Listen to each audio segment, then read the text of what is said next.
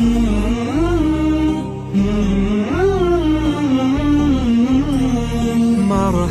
مرحب يا هلال أهلا أهلا كيف الحال. بسم الله الرحمن الرحيم.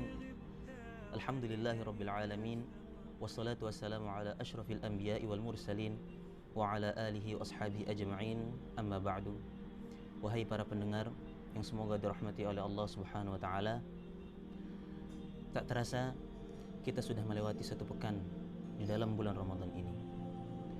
Kita patutnya bersyukur kita masih berada di dalam bulan ketatan ini. Lalu bagaimanakah keadaan kita dengan bulan Ramadan? Apakah kita sudah memaksimalkan ibadah di dalamnya?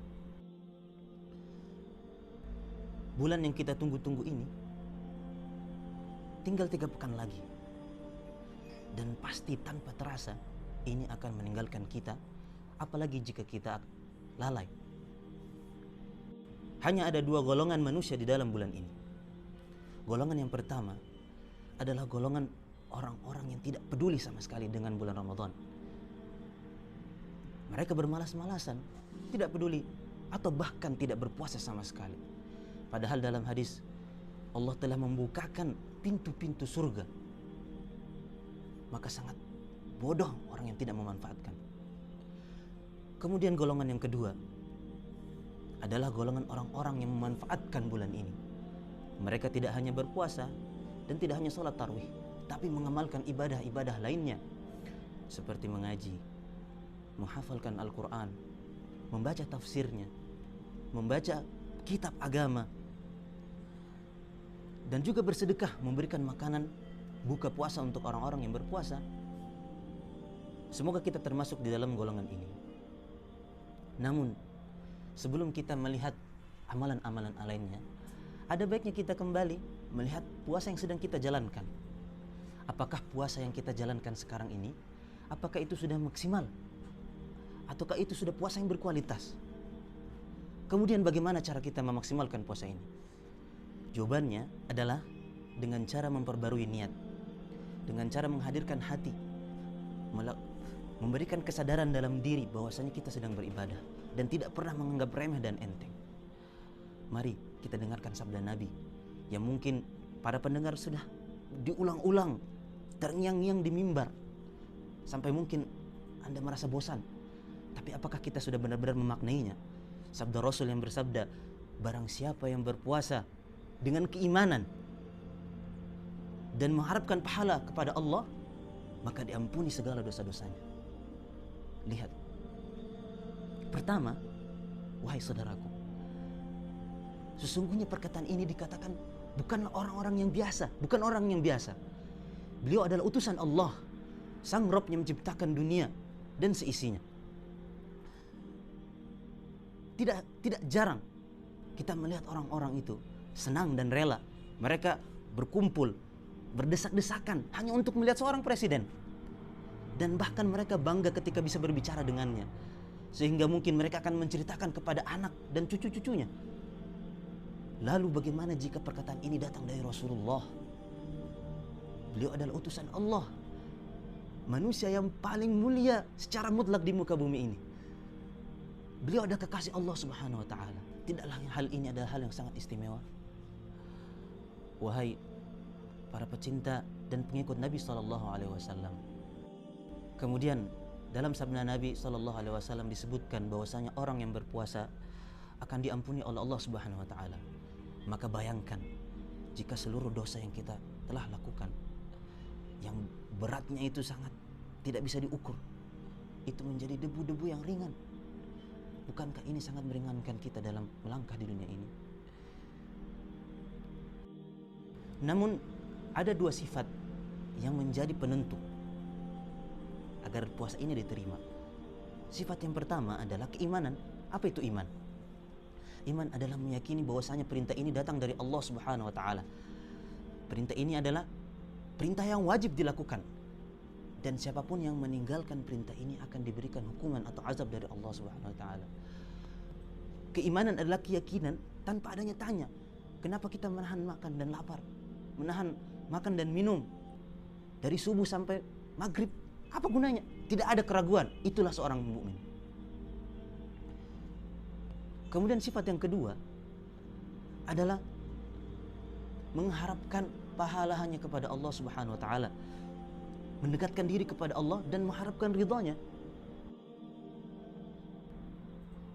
Wahai para pencari ridha Allah, sekarang kita tanyakan kepada diri kita, apakah kita sekarang berpuasa itu untuk mendekatkan diri kepada Allah? Ataukah ada alasan lain? Ataukah karena ikut-ikutan? Atau karena sebab kesehatan? Atau karena perintah orang tua saja? Atau yang paling parahnya adalah karena tidak mau terlihat dari kaum muslimin bahwasanya kita tidak puasa. Nauzubillah min zalik. Apakah karena itu kita berpuasa? Dalam riwayat lain, riwayat Abu Hurairah yang di dalam kitab Sahih Bukhari, Allah mengatakan, sesungguhnya puasa ini untukku dan aku yang akan mengganjarnya. Kenapa? Karena dalam puasa tidak seperti ibadah lainnya. Ketika kita sholat, mungkin kita ada riya di dalamnya, ingin dilihat oleh manusia yang lain. Tapi dalam puasa kita tidak bisa. Hanya Allah dan dirimu. Hanya Allah yang tahu engkau masih puasa atau tidak. Bahkan dalam riwayat lain yang diriwayatkan oleh Abu Hurairah juga dalam kitab Muslim, Allah berkata, hambaku ini meninggalkan makan dan minum dan syahwatnya min ajli, hanya untukku. Lihatlah bagaimana betapa bahagianya Allah Subhanahu wa taala dengan perilaku hambanya. Wahai para pencari ridha Allah, apakah kata ini masih kurang? Perkataan yang datang dari Rasul dan Tuhan yang menciptakan kita, kemuliaan dan kebanggaan yang kita dapatkan dari puasa ini, kekhususan yang Allah sebutkan, puasa ini untukku. Oleh karena itu, marilah kita perbaiki niat kita, hadirkan hati dan ketulusan dalam ibadah kita, sehingga puasa kita menjadi puasa yang sangat berkualitas dan maksimal. Wahai orang-orang yang masih berada dalam bulan puasa ini, ketahuilah, tidaklah Allah melipat gandakan suatu amalan dalam masa-masa tertentu, kecuali Allah juga melipat gandakan maksiat, dosa maksiat yang dilakukan dalam masa-masa itu. Yang seperti disebutkan dalam surat Al-An'am ayat 160, yang artinya Allah melipat gandakan pahala, begitu juga dosa. Dan disinilah maha adilnya Allah Subhanahu wa taala. Dan ini juga yang dijelaskan oleh sabda perkataan sahabat Ibnu Abbas dan Ibnu Mas'ud yang mengatakan bahwasanya dosa sekecil apapun, walaupun 1 atau 2 dalam bulan suci Ramadan, itu kualitasnya sangat besar, maka hindarilah. Oleh karena itu, saudaraku yang seiman, marilah kita menjadikan kabar gembira dan peringatan ini menjadi motivasi kita, agar setiap detik yang kita lalui dalam puasa ini, kita mengingat bahwasanya kita ini berpuasa karena Allah dan untuk Allah Subhanahu wa taala. Dan jadikanlah Ramadan ini kita anggap sebagai Ramadan yang terakhir. Kita anggap salat tarawih kita ini menjadi salat tarawih yang terakhir. Karena kita tidak mengetahui apakah ajal kita ini akan datang setelah Ramadan yang ini berlalu, atau mungkin bahkan dalam Ramadan ini. Maka tidak ada pilihan bagi kita kecuali untuk memaksimalkan dari detik ini. Itu saja mungkin dapat saya sampaikan. Semoga pesan-pesan ini menjadi manfaat bagi kita semua. Sesungguhnya taufik dan hidayah hanya datang dari Allah Subhanahu wa taala. Assalamualaikum warahmatullahi wabarakatuh.